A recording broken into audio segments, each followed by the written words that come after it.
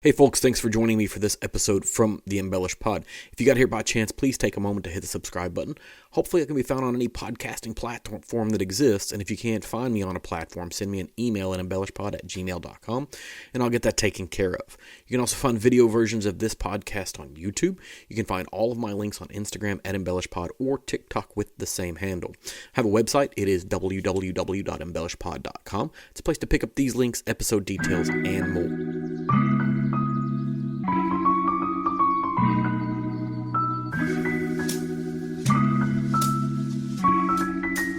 In the early 2000s, Highland Park faced an identity crisis that would define the future of Highland whiskey marketing.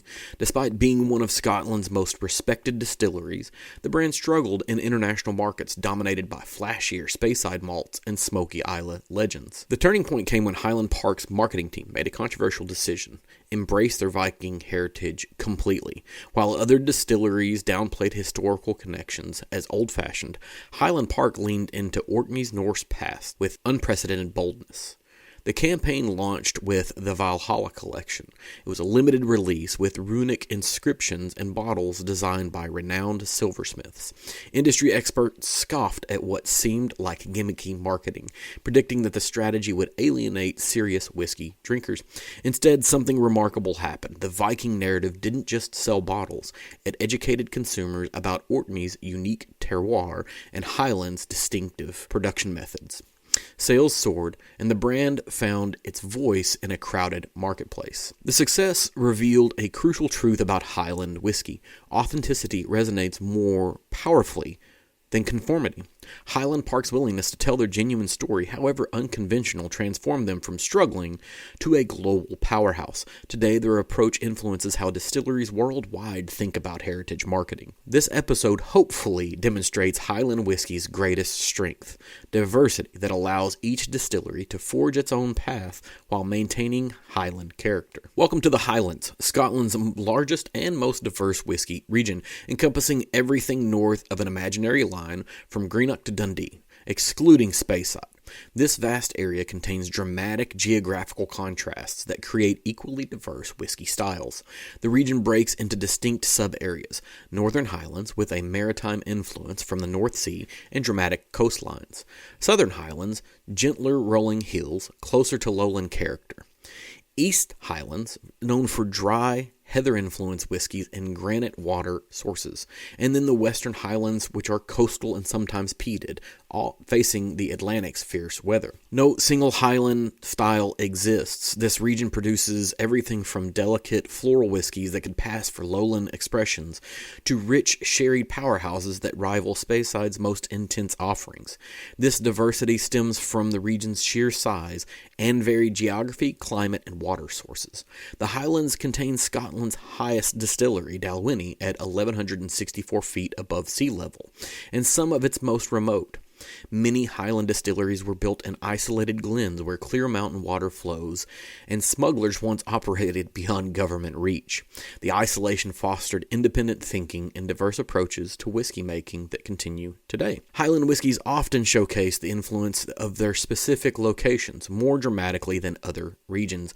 Coastal distilleries develop maritime salinity from the sea air penetrating warehouse walls, while mountain distilleries emphasize mineral character and granite filtered water. Some Highland distilleries use peat sparingly, drying malt, creating subtle smoke that complements rather than dominates other flavors. The region's history includes some of whiskey's most romantic stories: hidden stills in remote glens, smugglers' routes through mountain passes, and distilleries built where ancient springs emerge from granite bedrock. This heritage influences modern production, with many distilleries maintaining traditional techniques alongside innovative approaches. During today's tasting, we're going to feature 4 different whiskeys. Now, 2 of them will repeat from the same distillery, but I think that it is valuable. We're going to have a Dalmore 12-year-old, which is like an entry-level Highland character type pour, and then a Dalmore 18, which should be the same distillery, but now we're looking at age development on the same distillate. After that, we'll look at a Glendronach Allardyce 18-year-old, which should be a Highland sherry bomb, and then a Glenmorangie Signet, which is an innovative Highland approach. Let's start talking a little bit about Dalmore. Dalmore was founded in 1839 by Alexander Matheson. Dalmore sits on the shores of the Cromarty, Firth in the Northern Highlands, where Distillery's distinctive pagoda roofs have become local landmarks. The iconic stag logo comes from the Highland legend where a Mackenzie clan chief saved King Alexander III from a charging stag during the royal hunt in 1263.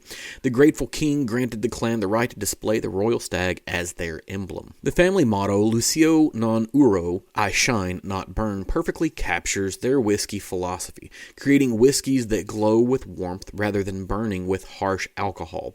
This approach influences every aspect of production, from gentle fermentation to careful cask selection. Master Distiller Richard Patterson worked at Dalmore for nearly 5 decades, becoming one of Scotland's most recognizable whiskey personalities.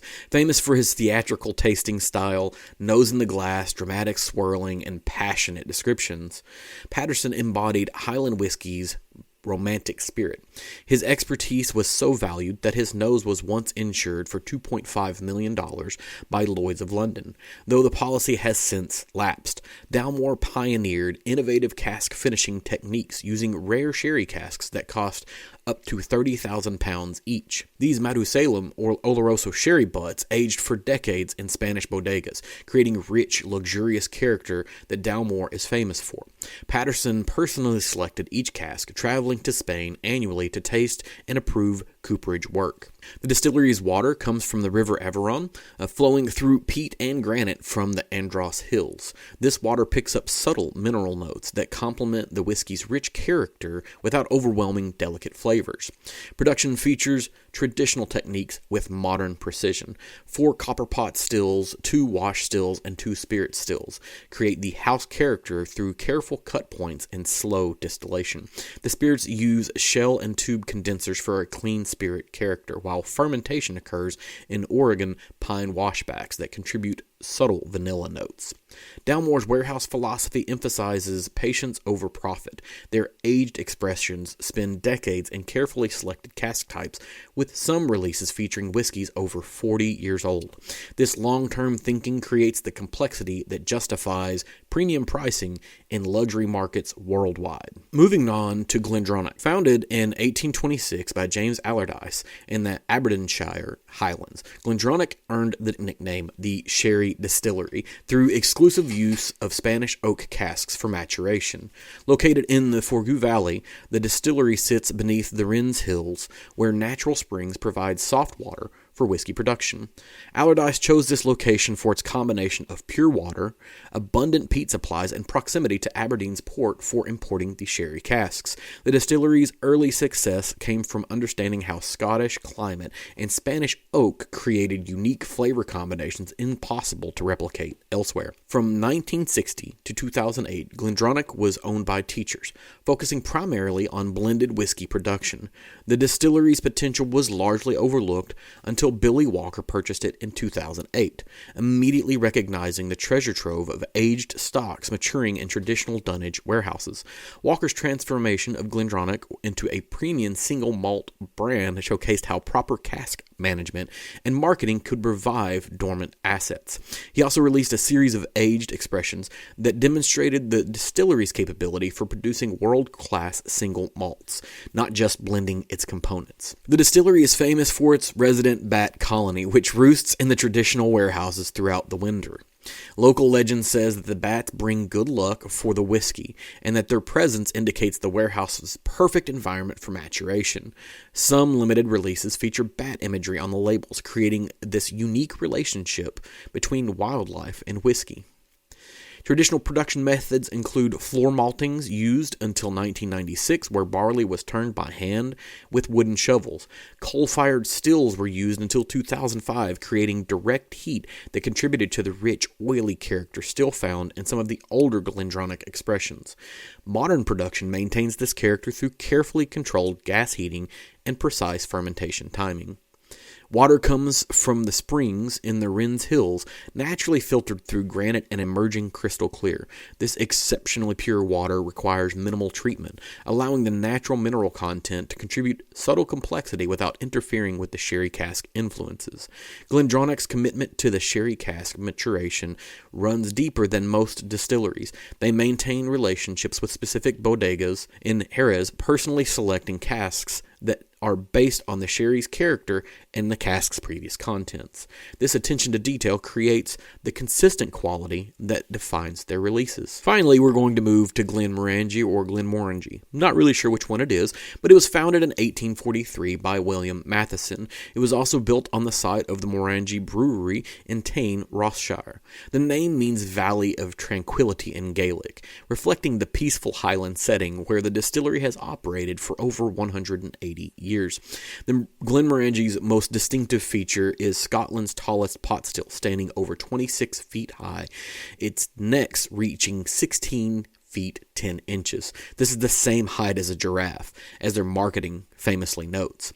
These extraordinarily tall stills create extensive copper contact and allow only the lightest, most delicate vapors to reach the condenser. The result is Glenmorangie's signature elegant, fruity character that forms the perfect canvas for innovative maturation techniques. The distillery draws water from the Tarlogie springs, which flow through limestone and sandstone before emerging naturally filtered and mineral rich. This water source has been protected by the distillery for generations, ensuring consistency in their whiskey's foundational character. In 2004, Moet Hennessy purchased Glenmorangie, bringing luxury goods expertise to the Highland whiskey production. This ownership provided resources for innovation while maintaining respect for traditional Scottish methods. The combination of French luxury market understanding and Highland whiskey craftsmanship created unique opportunities for premium positioning. Glenmorangie pioneered wood finishing in the 1990s with their portwood, sherry wood, and Madeira wood releases. These expressions revolutionized the industry by demonstrating how additional maturation in wine and fortified wine casks could create an entirely new flavor profile from familiar base spirits. This innovation influenced countless other distilleries and created modern wood finishing categories. Their most innovative expression, Signet, represents radical thinking within the traditional Highland production. The whiskey uses chocolate malt, typically reserved for brewing porter and stout, combined with virgin American oak casks to create flavors unprecedented in Scottish whiskey. Chocolate malt contributes rich, coffee-like notes that complement traditional Highland fruit characters. The Signet project required years of experimentation to balance the intense chocolate malt flavors with Glenmorangie's elegant house style. The final recipe uses a small percentage of chocolate malt blended with traditional pale malted barley, creating complexity without overwhelming the distillery's signature character. Glenmorangie claims to be Scotland's favorite single malt, based on domestic sales figures indicating their success in creating whiskies that appeal to Scottish palates while gaining international recognition. This dual success, local acceptance, and global expansion demonstrates the effective balance between tradition and innovation. Now, we would be remiss if we also did not talk about Highland Park, which was featured in the introduction of this segment. While we won't be tasting a spirit from this, I felt like we really needed to dive into this distillery a little bit more since it was how we opened this episode. Founded in 1798 by Magnus Ensign in Kirkwall, Orkney, Highland Park sits on Scotland's northernmost whiskey-producing islands. Ensign was a local church officer and a legal distiller who allegedly hid his still beneath the church pulpit, conducting Sunday services above his hidden operation. When revenue officers searched the church, they found nothing suspicious. The congregation was sitting on the evidence. Orkney's unique location closer to Bergen, Norway than London creates distinctive environmental conditions that influence whiskey character. The islands experience extreme weather, from fierce Atlantic storms to surprisingly mild temperatures, moderated by the Gulf Stream. This climate creates unique maturation conditions impossible to replicate on the Scottish mainland. Highland Park maintains traditional floor maltings, hand-turning barley with wooden shields or shovels, and techniques unchanged for centuries. They're one of only 6 Scottish distilleries still malting their own barley, using traditional methods that contribute subtle but crucial flavors to the final whiskey.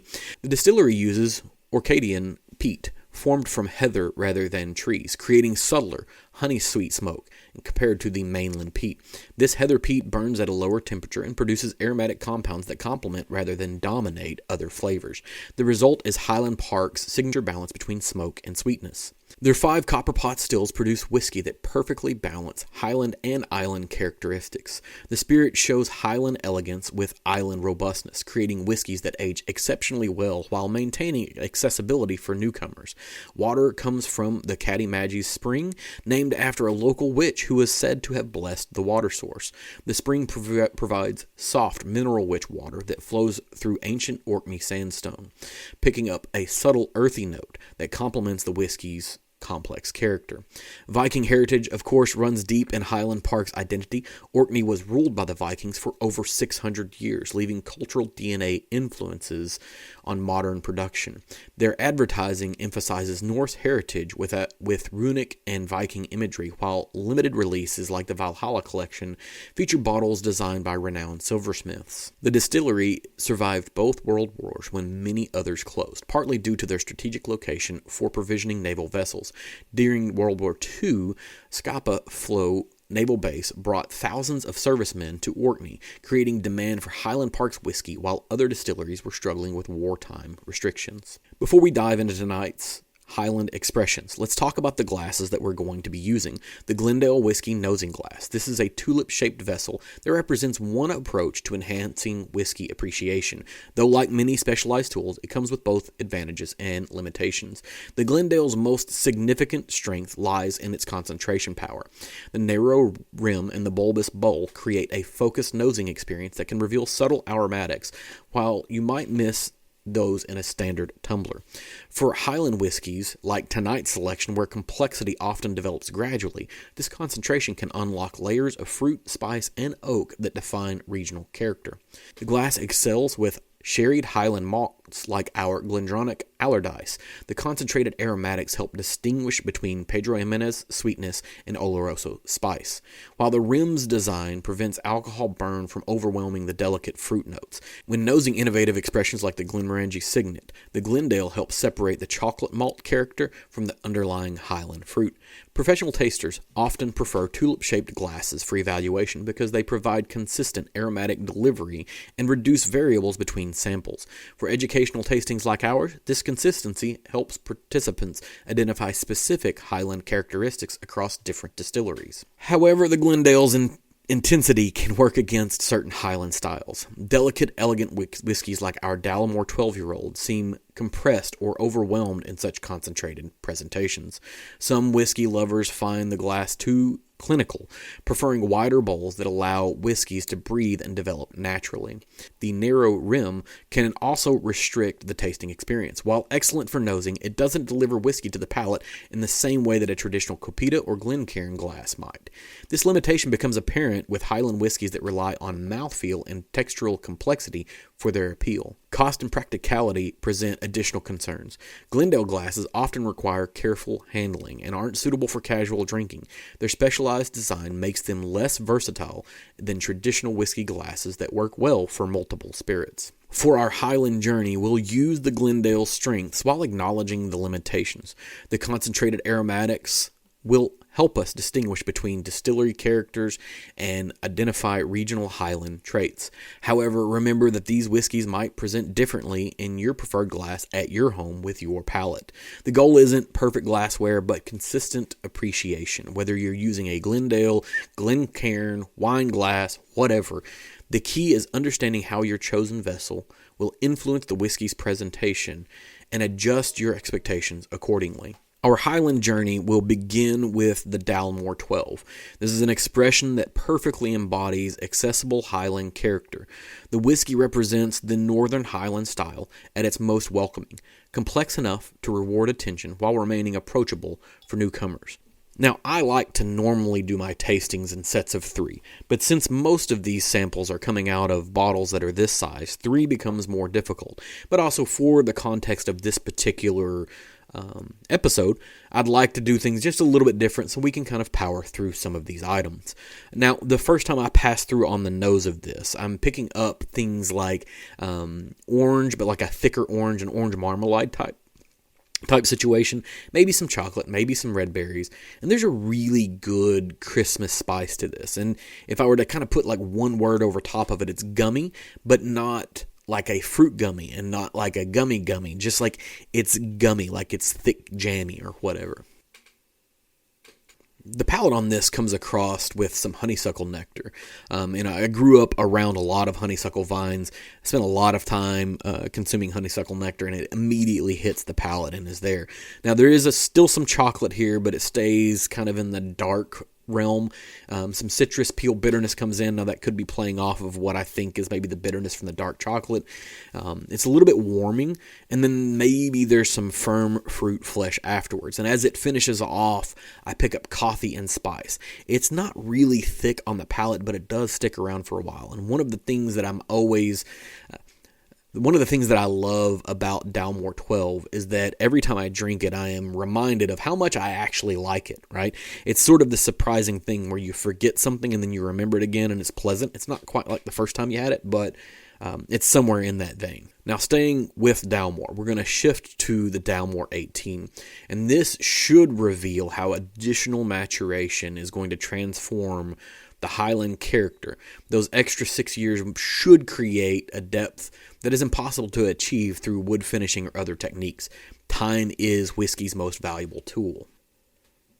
Isn't the idea of smelling a whiskey super duper pretentious? I mean, you stick your nose in there and you're not really consuming it, but it is what it is. So when on my pass through for this, the nose is cran grape, like cranberry grape juice, but it's not really cran grape, right? So if you've ever looked at the ingredients list on a cranberry grape juice, you'll find that cranberry and grape are both juices that are in there, but there's also like pineapple and lemon and white grape and a whole bunch of stuff, and that's what this comes across like a fruit juice that is multiple fruits sort of put together, and then behind it comes in this really light caramel characteristic. The palate on it is maybe in service to the idea of cran and grape and lemon and pineapple, and the fact that it gets some acidity to it. There is some oak, some herbal, maybe a coffee tonic, and mouthfeel is thin, but flavor is full, and it feels like a weird juxtaposition where you were to kind of look at those things. And then as it finishes out, the spice definitely sticks around for a while. Then there's some dark fruit, maybe some spent fruit skins from either making, juice or wine or whatever you happen to do. Putting these side by side kind of shows some of the darkness and the richness that might come out of additional aging of the same whiskey. It feels a little more sophisticated, but there's just something about that Dalmore 12 that really knocks it out of the park. Now, let's move on to the Glendronach Allardyce, and this represents whiskey's remarkable ability to handle rich, sweet cask influences without losing some regional character. The expression pushes sherry maturation to its limits while maintaining a Highland DNA. From the looks of this bottle, I believe David Levine shared this with me, so thank you, David, for that. So I've used this nosing note before, and I'm going to use it again, and that's okay, right? And this is rummy in the way that Pirates of the Caribbean smells like rum and smoke. And there maybe is some salinity that comes into play, and then it makes you start wondering, like at Pirates of the Caribbean, do they pipe in salt into that smell? It'd be super cool. I know they do a lot of sensory push, but that's what this gives me through and through. The palate on this is tobacco spice, and then it goes dry like a wine for me. There is some smoke and salt still sticking around, and then as it finishes, it sticks around as like a warm, dry, makes you feel sort of like a fireplace, right? Where, the fireplace is providing warmth, but it's also sucking moisture from the room. And then it finishes into like a mineral watery type finish. Like if you ever drank much mineral water, 10 minutes after drinking mineral water, you still know you drank mineral water, and not in a bad way. This final expression should represent Highland whiskey's innovative spirit. Glenmorangie Signet proves that traditional regions can embrace radical experimentation while maintaining regional identity. Every online note that I've read about this, and this is, I've tasted this a couple different times, says chocolate or Nutella, and I don't get that at all. I do get citrus and malt, and it could be just me, or it could be the series of tasting, or it could be any other thing. Now, once you get into the taste of it, once you get into the palate of it, maybe that's where it is, and maybe this is going to that testament of being subtle with the chocolate flavoring. There is definitely some dark chocolate or burnt chocolate that's here, and then some nutty and some spicy, and then as it finishes, to me, it finishes more like coffee than chocolate, pithy like a citrus, and dank. This is a really interesting set of characteristics for tasting notes, and I thoroughly enjoy it. It should demonstrate how Highland distilleries are pushing boundaries and respecting regional character with that chocolate malt influence. You still get the sense that this is a Highland whiskey, right? I got those from the citrus and malt on the nose and the citrus in the end, but that chocolate coffee flavor and the nuttiness kind of came into play in the middle of it. Tonight's 4 expressions showcase Highland's remarkable range while maintaining common threads. Each whiskey should show Highland's robustness and its ability to handle rich cask influences, higher proofs, and complex flair development without losing its balance. Comparing the maritime influence in Dalmore with the coastal northern Highland, and then the mountain characteristics from the Glenmorangie with the inland Highland. Both show Highland DNA, but express different aspects of the region's varied terroir. As far as innovation versus tradition, the progression from traditional Highland character of Dalmore 12 through the sherry mastery of the Glendronach and the radical innovation of the Signet shows how Highland distilleries will approach change. Each maintains an identity while exploring its different possibilities, and then age and Highland character. The Dalmore comparison gives us that comparison between Highland whiskies and how they develop with age. Unlike some regions where extended aging can overwhelm the base spirit of the character, Highland malts seem to strengthen and deepen while maintaining their essential identity. Today's Highland journey demonstrates why this region defies simple categorization, from Dalmore's elegant sherry influence to Glenmorangie's innovative chocolate malt. Highland distilleries create whiskies as diverse as Scotland's dramatic landscapes. The 4 expressions we've tasted show Highland whiskey's remarkable range: gentle, powerful, traditional, innovative, maritime, mountain influence, yet all share that same DNA. They are more robust than lowland whiskies and more balanced than Isla's intensity, more diverse than any other region. Highland's geography creates natural experiments in whiskey production. Coastal distilleries develop salinity, mountain distilleries emphasize mineral water, and valley distilleries focus on agricultural influences. This diversity within unity makes Highland Scotland's most fascinating whiskey region. The Glendale glasses helped us to appreciate the concentrated aromatics that define Highland character, though remember, these whiskeys will present differently in your glasses at home. The goal isn't perfect equipment, but consistent appreciation and understanding how tools influence our whiskey experience. On the next episode, we'll travel to Islay, where peat smoke and Atlantic storms create some of the world's most intense and distinctive whiskeys.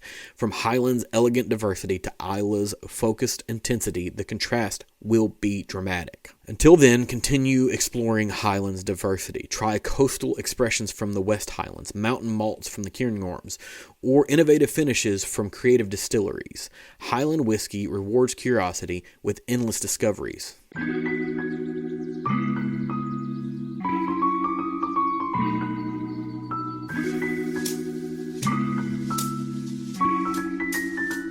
Thanks for tuning in to this episode from the Embellish Pod. If you enjoyed this, please leave me a review on whatever platform you're consuming this on. Leave a comment if at all possible. Hit me up on social media on TikTok or Instagram at Embellish Pod, and you can give me a follow so you can keep up with what's going on here. I can be found on my website at www.embellishpod.com with all of my links, accounts, and contact details. Thanks for stopping by.